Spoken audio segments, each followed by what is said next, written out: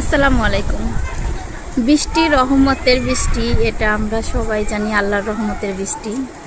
কিন্তু সবার জন্য বৃষ্টিটা মানে ভালো হয় না। দেখুন ওইখানে ডালার কাজ চলতেছে, আজকে ছাদ ডালাই, আর এই টাইমে এমন বৃষ্টি আসছে, মানে আসলেই তাদের অনেক টাকা লস হলো, কারণ এই বৃষ্টিটা তাদের জন্য অনেক ক্ষতিকর। দেখেন সবাই মিলে ঢেকে রাখার চেষ্টা করতেছে, কিন্তু যে জোরে জোরে বৃষ্টির মানে ফোঁটা পড়তেছে, মনে হয় না শেষ রক্ষা হবে।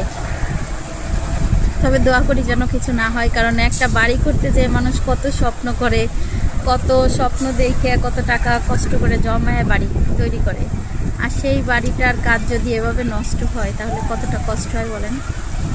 সবাই অনেক চেষ্টা করতেছে ঢাকার জন্য, আল্লাহই জানে শেষ রক্ষা হবে কিনা।